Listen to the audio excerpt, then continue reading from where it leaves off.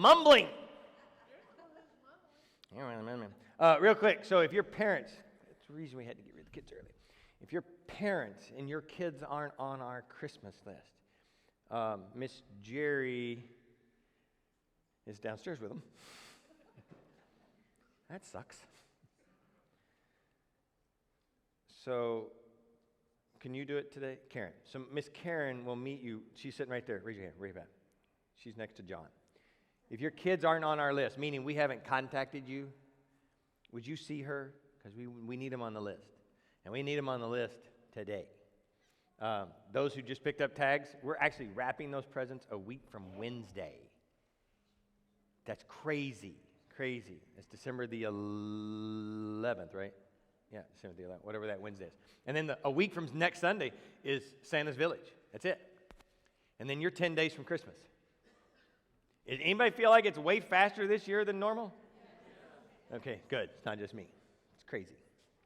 So, we just finished up an entire study on anxiety, so nobody should have anxiety anymore.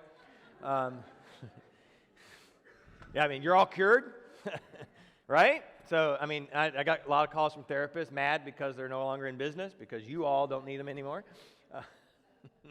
I kid you. I don't know why. It's not, well, I do know why. I mean, it's just the nature of our life and the nature of who we are that we can study and we can know and we can have all the answers and then still be idiots. That's pretty much the answer to that. And today's not too much different, but I thought, I really struggled all yesterday and all week really about where to go next and what to do. And I really felt, you know, with the season coming up, I don't really want to do a Christmas thing. We have enough decorations to remind you that it's Christmas. You pretty much know the Christmas story, at least I hope. So I thought about how do we just navigate through it, right? We have dealt with anxiety and we've dealt with, you know, this anxiousness, and I can't do any more for you on that. But now maybe something else we can adjust in our life. Maybe something else we can make some changes are to sort of ease some tension in the season. So this is what we're going to do. We're going to talk, and I don't know for how long, but at least for today, we're going to talk about some forgiveness. Because the culmination of Christmas literally is about forgiveness. I mean, it's about everything. I mean, the funny thing about Christmas is I can apply it to anything. It's about joy, it's about hope, but it's also about forgiveness. Jesus came because God wanted to forgive you, right? So that's the ultimate, the reason. Now, he died so that you could have it, but he had to come first so that you could get it, right? So it's a step, a natural progression step. But today, we're going to really even water it down a little more, and we're going to talk about one specific thing, and it's called the grudge. 3 of you have a grudge, evidently. But we're going to talk about it in the aspect of I'm over it. Has anybody ever said, I'm over it? Right, but meaning I'm just kind of done with this. Right, I know that in pastoral life, there's been a couple of times in my life I went home and was like, I'm over it. Like, I'm done. Not meaning anything positive whatsoever. Right? So how many of y'all have done, I'm over it in the negative sense? Like, I'm over it, like, pretty sure? Good, okay. Did you say it, I'm over you? Okay, we're not even talking about that. All right. So I want to talk about I'm over it from a positive perspective, okay? So I want you to be able, at the end of the day, maybe very soon, even sooner than that, to be able to say, I'm over it. And be truthful about it, but then have that in your pocket, that phrase, I'm over it. And be able to use it, be ready to use it, be ready, willing, and able to use it. So all 3 of those things. Oh yeah, I'm over it. I'm over it. And like I said, in a very good way. Because these little things, these grudges, we're going to call them grudges, but really they're small offenses, but then they're just offenses in general. They're just, Gene and Joanne Couch are here. And Gene, wake up. I saw him. Good stuff. These little offenses, these things, they lead into it, they build up, I say they're small, but I don't think they have to be small. I think it's just any type offense. And I promise, at the end of this day, you're going to be like, yeah, but, right, I got some reasons. I know, we all have reasons. You should have reasons. It's the nature of where we live and how we live and who we are. But you also have a purpose, and you also have a way out, and you also have no reason. So you have a reason, but you actually have no reason. So I want you to be able to balance that, and I want you to be able to say, I'm kind of over it. And I don't know what you all have. We'll talk a little bit about the smaller offenses. I don't know what some of your older offenses that really bug you are. Maybe it's somebody who rolls their eyes at you. Anybody got one of those? Somebody rolls their eyes at you, you're just like, no, you didn't. Maybe you see somebody with an RBF. Is that right? I get them maxed up. If you got one of those, and if you don't know what they are, I'm not going to tell you, because then you'll use that as an offense. So if you don't have it, that. So maybe that's yours, and that you see one and you're like, right? Or somebody, maybe anybody hate it when somebody doesn't say thank you, even though you're not doing it for the thank you? You ever said that? I don't want any thank yous for this. But then you do it, and then you're like, I didn't say thank you. But in your mind, I didn't do it for that. I didn't do it for the thank you, but I could have said thank you. I wasn't doing it for it, right? You do that? How many of y'all how many of y'all just know somebody who's easily offended? Don't point at them. Right, if you don't know somebody who's easily offended, you probably need to get a Facebook account. And it's a jungle out there. It's crazy. I thought the cavalry was coming. I didn't know. Mine kind of gets in traffic. I get offended in the car a lot.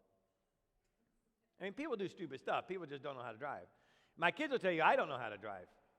I'm just used to being so defensive that other people don't have to drive. And I get really offended. It's just really stupid, small stuff, right? You let somebody out. You're in traffic and you let somebody out, and as soon as they pull out, you're like, hello? No, that's okay. Well, that too, that's stupid, but shouldn't they at least?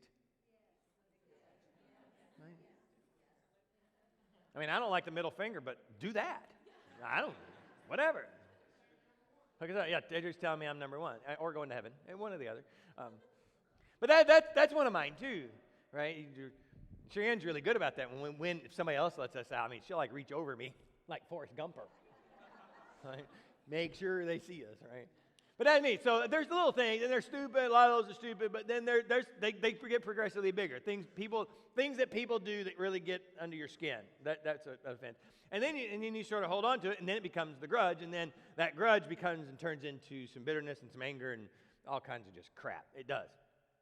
So we gotta kind of work on that, and that's where I want to see. The last one, and this is all around. Did you ever notice that everybody's getting offended today? It's all built around the phone, right? If I text you,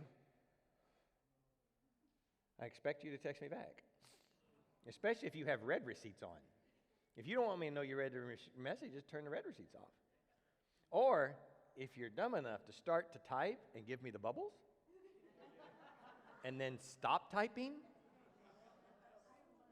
I am going to call you. Because you just offended me. Right? Because I knew you wanted to say something. Now I'm like, whoa, come on, go and give it to me. Where you go? Don't leave me hanging, right? But I will get offended. But that's across the board. It's just I know it's just stupid stuff. I get it, but I get offended, and that's it. So, Tammy's going to talk about that after church. If you want to, I know she will tell you. Only because she's shaking her head, going, "Don't tell them, don't tell." Mally will tell you. She doesn't care. Go look. I'm not telling you. Get it out of your heads. Worry about it later. Nobody's ever won in life living this way, though. You've never, it's another one of those things where it's kind of like being anxious or having anxiety. You never said, I am so much happier because I've got this anxiety on my life, right? You've never, ever said, listen, I am so offended that my life is full of joy, right?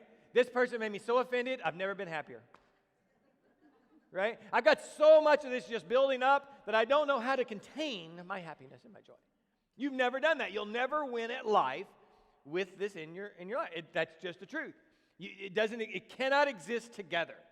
This happy, joyous life, a good attitude, just a good time, a happy time, whatever the period we're talking about, can't exist with this in your heart. It just doesn't work.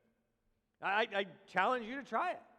The next time you're offended, try smiling and say how happy you are.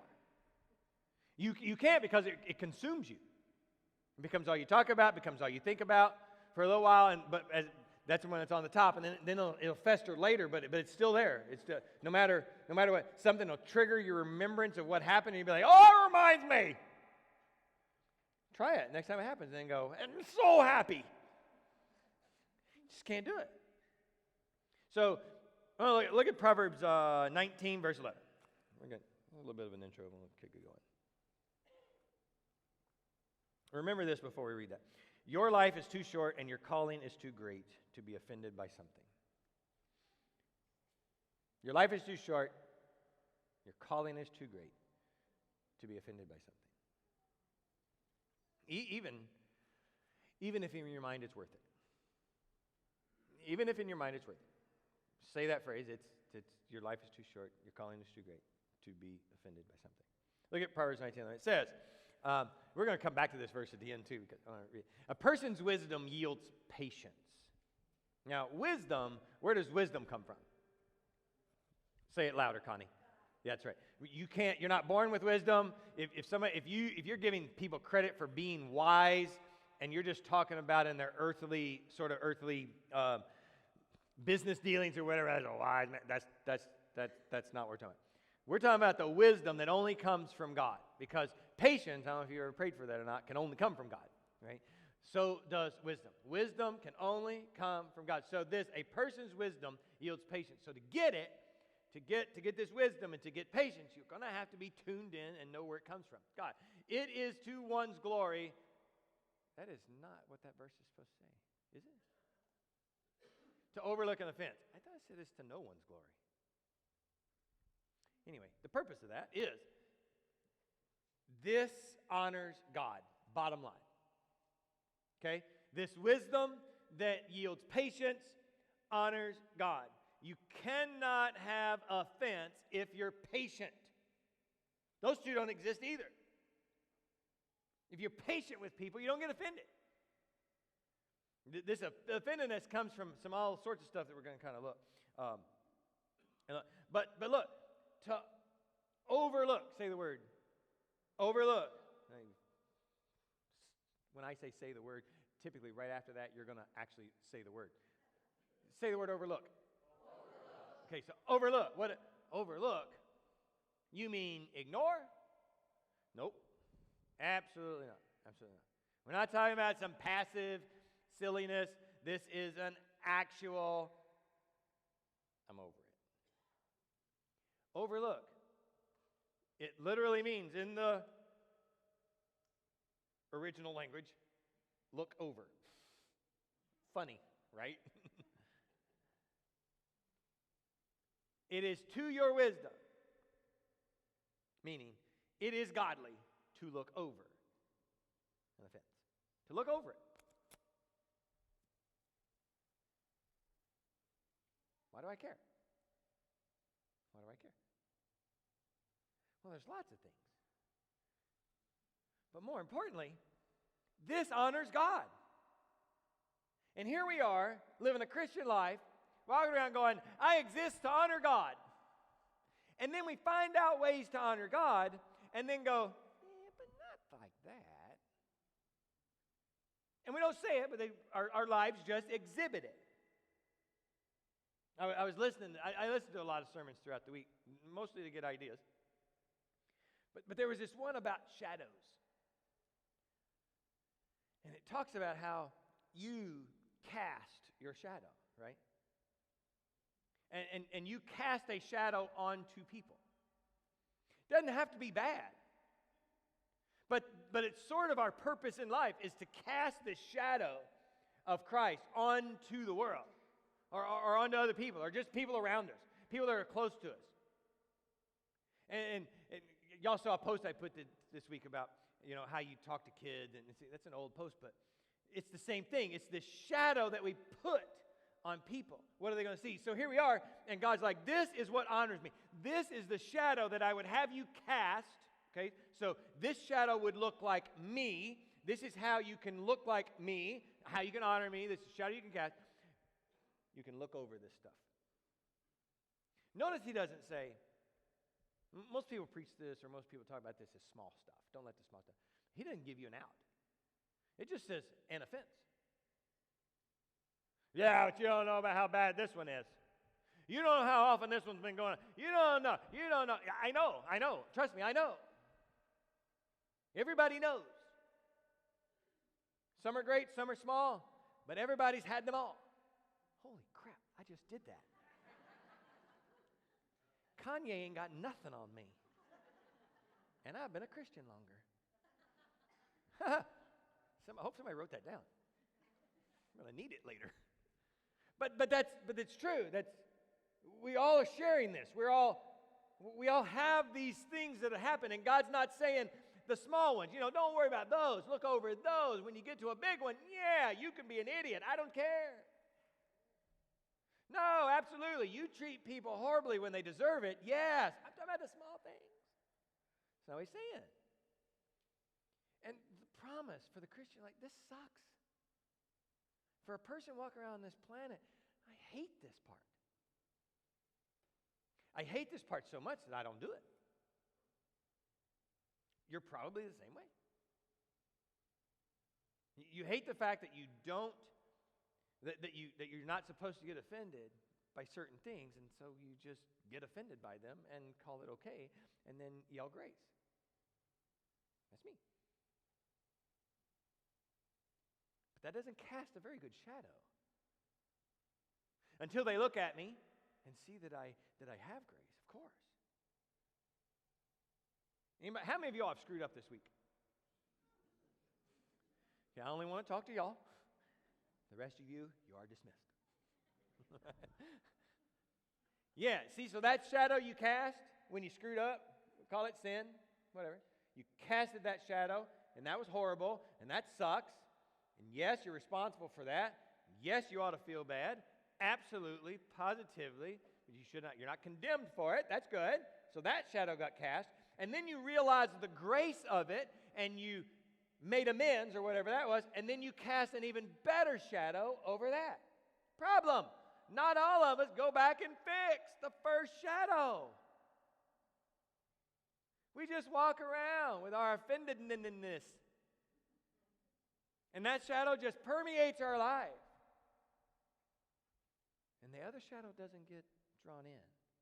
And so that's what people see. That's why this matters. That's why this matters. It's not about you. Your offenses are all about you. Your grudges are all about you, and they're all about me. But the outcome of them is all about him. And it's all about others.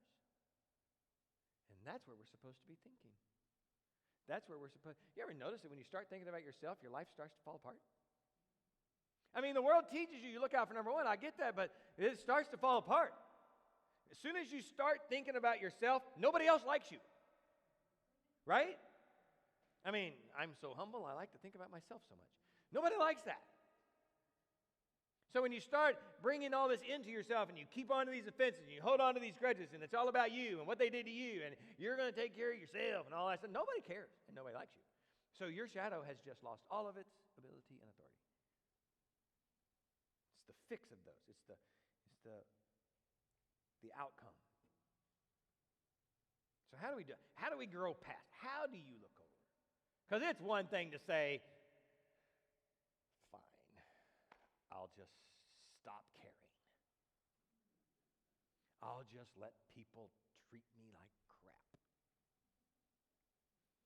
You can say that, but you're not gonna. It's active. It's active. Here's what we know for sure.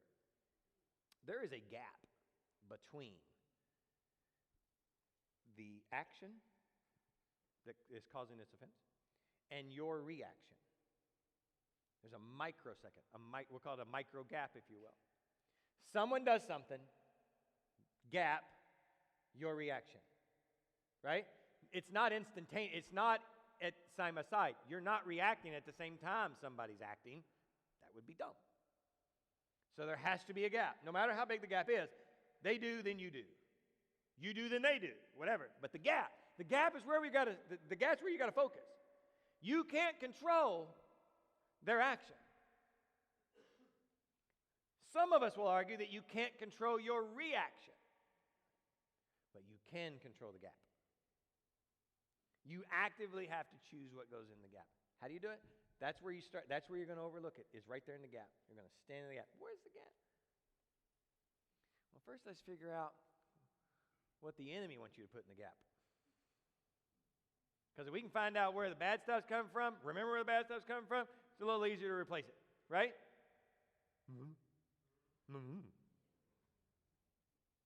What goes in the gap when the enemy takes care of your time? Accusations. The devil wants you, because he's known to be the accuser, he wants to stick accusations right in the gap. Someone will do something, someone will say something, and the accuser will say, accuse them. Figure out, just put accusations in the gap. Let me give you a couple examples. Let's say that my wife says, and she has not said this week, but you can all relate. My wife says, garbage is not getting any less. Probably need to take it out. Understood. And then about 20 minutes, 30 minutes later, she looks at me and she would say, did you take the trash out? Now, there's a gap. There's a gap. The accuser says, why are you always nagging me? I'm a grown man. I can figure out how to take trash out. Well, you don't trust me to take trash out? I heard you one time take trash out. I'm going to take trash out. That's what the accuser would have me to say, right? Hold that thought. Second one. You ever been in a grocery store and somebody's kid's having a fit? Nobody? Anybody go Black Friday shopping? Some moron drugged their kid out at midnight? No. Maybe it's 2 in the afternoon. I don't know. You ever approach someone whose kid's having a really bad time at the grocery store or Walmart, and you know them, so they're kind of friends. You walk up to them. What's the first thing they tell you about their child's behavior right now? Tired. He's hungry. Right? And if you know them, you're like, that must be the most tired, hungriest kid I've ever met. Because every time I see you, they're tired. Put the little fart to bed. Right? Feed it. Whatever you got to do. But notice that they will usually tell you what's wrong because of a circumstance. Right? Now what happens when you walk into the store and your kid is acting up? Go ahead, say it. You're just like them. Same thing. He's tired. He's hungry. Right. But what do you think about your friend's kid? Terrible parent. Right? Just lazy. Do something about that child. Here's the point. It's called the it's called the character attribution. There's a thing. Anyway. We blame, we accuse someone else based on their character. We take responsibility, or we blame our situations on the atmosphere, the circumstance. So my kid is tired. You are lazy with yours. Get it? You do that with everything, though. If there's a problem that you're having, it's based on a circumstance. If you're doing it to me, you've got bad character. How many times has someone, here's the problem. In that gap, when that accusation was to happen, we're interpreting. You're the one doing the interpreting. You're interpreting whether it's characteristic, whether it's character, whether it's circumstance. You're determining that. Here's the problem. We suck at interpreting. Right? How many times have you ever looked at someone and said, hey, you know me. I would never say that way. I would never mean that. How many of you? Oh, so you've never said anything bad to people. Okay, whatever. Right? And you expect them to believe you. You expect them to say, oh, you're right. I know you didn't mean it. And yet, anytime they do it to you, you're like, Well, you're a miserable soul mine, yeah?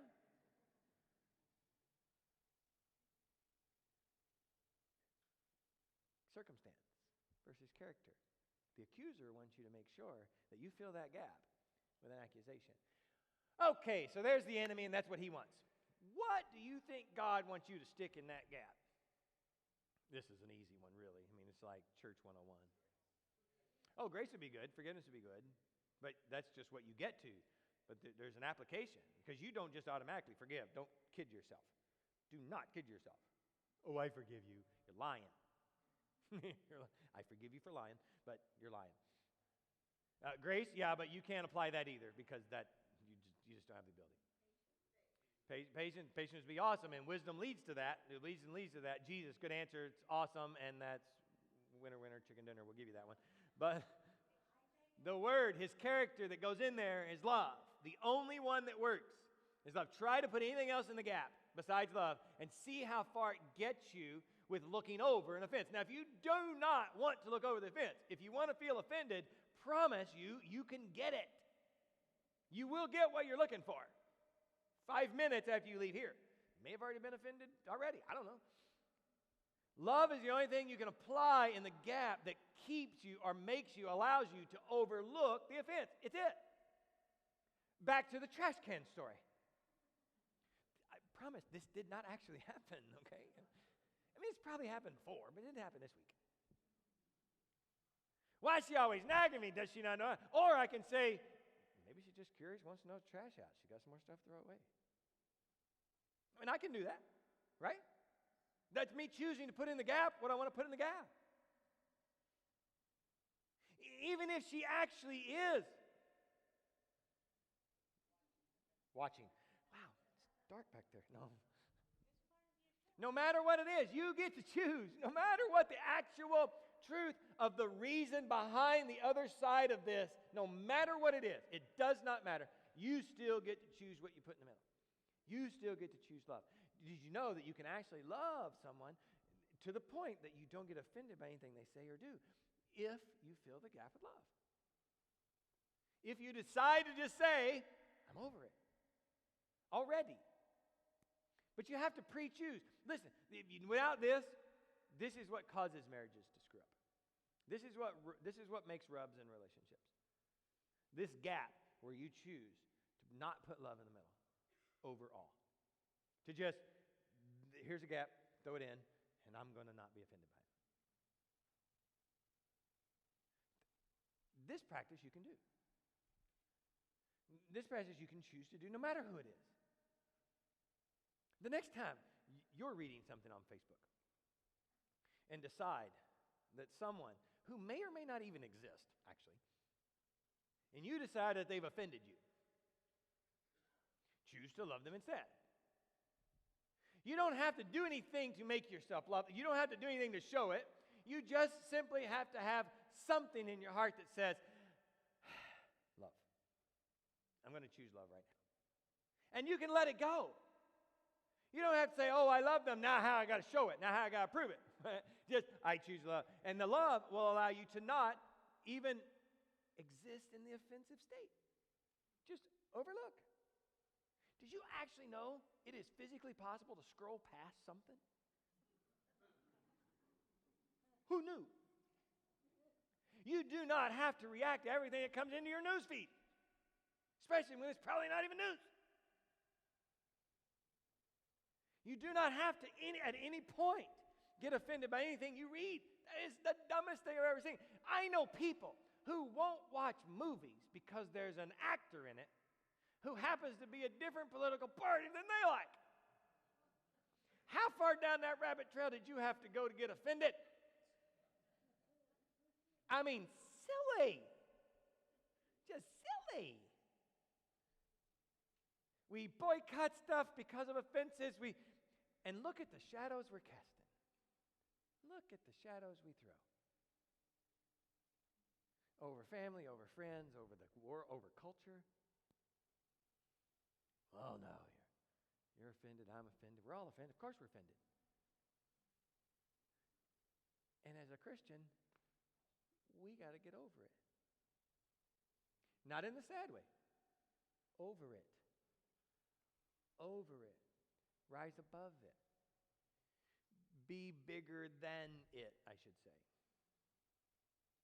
I see so many similarities as we're walking through life here with our kids, and then now we've got little kids coming, and I get to laugh at kids who are raising kids, and you've all done this longer than I have, I know, but it's still fun.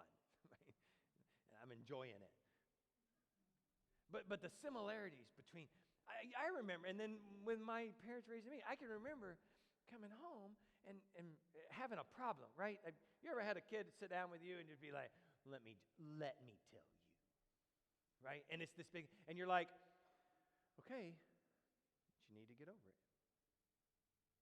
Do you really want to let this bother you? And you have this conversation with them, and you try to talk them off the cliff almost? You ever done that? Nobody? Yeah? Okay, this means yes. There you go. It also means you're not asleep, right? There you go. Yeah, absolutely done that. But this is God. This is God to us. And he's down there going, you really want to let this? You want to let this bother you? You really want to put this kind of time and effort into that? You really want to have that importance in your life? That what you want to be known for? You want to be offended by that? And not in a sarcastic way, but in a helpful way. Because God's not, I know God does that to me. At least I have to imagine it. That he's almost like, what are you, stupid? But I know in his heart of love, he's like, look, it's so much better without this. That's the reason he would want us to not do it. Because he knows our life is better when we're not living this way. When we're not walking around and we're not holding grudges. And then here comes this. Christmas. And we're celebrating this. And then we're bringing people together. How many of you all know somebody? And I think I asked you this for Thanksgiving, so we're jumping into Christmas now. How many of y'all know somebody that you're scared to death to have to go be in the room with at Christmas because they're offended by everything, or they've got something going on, they're holding this grudge, and you know it's just going to be a royally pain in the butt time? Anybody? Okay, a little higher, please. A little higher, please. Just a little higher. Here's the problem. If your hand's not in the air, you're probably the person. Oh, good thinking. Good thinking. Right. This is sobering. Now, I'm not playing. Now, this is sobering to me. It's sobering to me that there's a possibility, because I've said this about people. I've said that. There's a possibility that there's something that comes out of my life that I don't really pay attention to very much. And there's a group of people, or even one other person that says, oh God, if he comes over, that's all we're going to talk about. And it's not Jesus. Right? They're talking about something else. Oh, don't bring this up around him. That sometimes keeps me up at night. That gives me anxiety. Sorry, that's a throwback for 3 weeks. That's the kind of thing I think about. And when I listened to that shadow sermon today, it reminded me, that's why. Maybe we ought to be thinking about what kind of shadow we're throwing. Maybe we really ought to be thinking about what others are thinking about us, especially during this time of year. Right? We're Christians and we're like, Jesus came to save the world. He's making our life awesome. And Advent's reminding us that we have hope and we have joy and we have peace. And we're like, yeah. And we're like, these idiots. That moron. Well, I can't believe they have it. And hope and joy and peace. And everybody come and celebrate together. And unless you're so-and-so. You see how that exists in our life? It's crazy to me. It's literally crazy. And I think it's this culmination in my life that's finally, that I hate to use the example, but it's like the pimple that's going to pop. In a good way. Mally kind of fussed out. Let me give somebody some props this morning.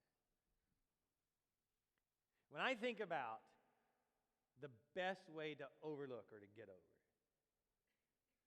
and I'm having trouble thinking about Jesus, and that happens. I can't sometimes relate to him. And then I do, and this is serious, and she kind of teases me because I don't use her in sermon illustrations very much. But it's because she's perfect. But in this system, in this don't hold a grudge, in this get over your offendedness, she literally epitomizes the process.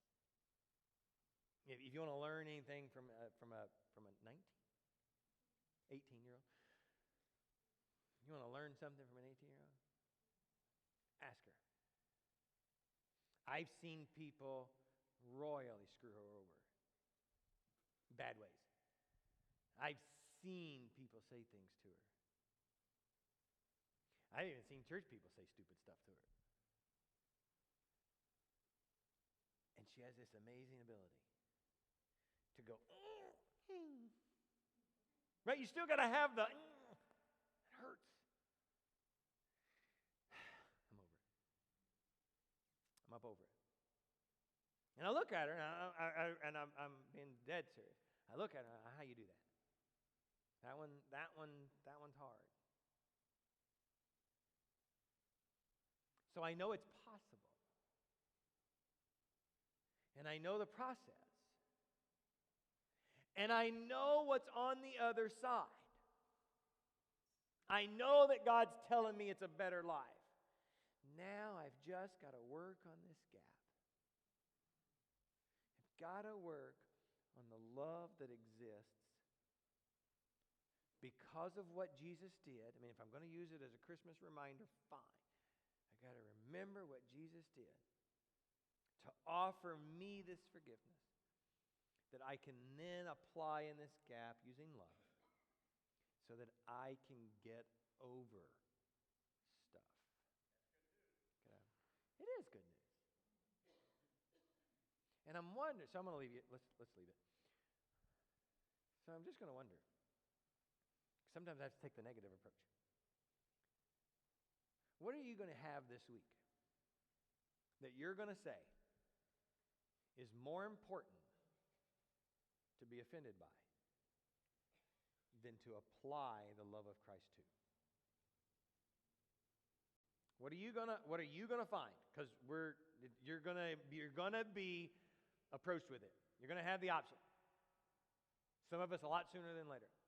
But what is going to happen in your life that you are going to, at least by behavior, say is more important to be offended by than to apply love to? And the answer right now, I understand, absolutely nothing. No, there is nothing that's more important than Jesus' love because we're in here. But I have to wonder, the moment the doors open and the plethora of options the enemy has to give you, which one of those are you going to choose is more important than applying love to? So make a note as you're out there this week, and that happens, and you get offended. Remind yourself, that is more important than applying love to. Maybe you could even say, Eureka! I found it. The one thing that's more important than Jesus' love. I cannot wait to get back and tell Pastor Sean. If you could do that, that would even be awesome and have somebody YouTube it. We could use it in our promotional stuff. Now, you're not going to do that in the moment. I get it. But maybe that gap gets extended for you for a minute, and then you kind of realize it, and you're like, oh, this is what we're talking about. Wouldn't hurt. A few positive things that revolve around Jesus' love. Sure. Pick it. Choose it. Make the season count. I mean, come on. Did y'all realize it used to be 12 days of Christmas? I counted up. You know how many days of Christmas we got now? Yeah, it's like 60. November 1st. My wife's the one that told me as soon as Halloween's over, it's Christmas time. It's on. And she was like, it's on. She's right. It's on. That's how many of the, come on. Don't just make it about the crap y'all are out buying that we don't need. Make it about, use it. Come on, take 60 days out of our year to actually remember what this is about. To actually put some positive changes into your life. It only takes 28 times to do something, to make it a habit, to be something that's long-lasting in your life. And you have 60 days to get offended and get over it. Using Christmas as an excuse so that maybe, just maybe, 2020 will be better. And you can have some stuff built into your life and some remembrance that's long-lasting. Not just stuff you can put in your pocket and bring out once or twice a year. Let's all stand and go. See you back here Wednesday night for Family Fellowship meal in the back building at 5:30, followed by some more Bible study after that. And then we're going to go over the rest of the schedule for the season and the wrapping presents. Don't forget, if you took a tag today, we need those back no later than a week from Tuesday in a bag with the tag on the outside of the bag. Or if you're like Tammy, you can box them neatly and organize and write on the outside of the box. So examples for how to really do presents when you bring them back. See Tammy. Mally's going to answer your other questions. Right? It's good stuff. So I'm excited you came out. And I'm excited of what God's going to allow you to experience when you walk out these doors. You're getting ready to get the opportunity to practice what I preach. That's good, right? That's another one. I just thought about that. But I am too. I'm walking out the back door. Going to get hit with the same things you're going to get out front. I'm going to fail too. And I'm the one out there. I'm going to be going, I figured it out. I don't have to love Jesus during this time. And then I'll hit myself and all that stuff. So we're going to get out here and we're going to try it. We're going to practice it. Glad many of you all are in town for just a little while or for however long you are. I pray that as we go through this season, we can grow together, can hope together, we can see joy together, find peace together, and celebrate a life that came and died so that you can have a better life on this planet and life with Him forever. Craig, would you pray for us and send us out?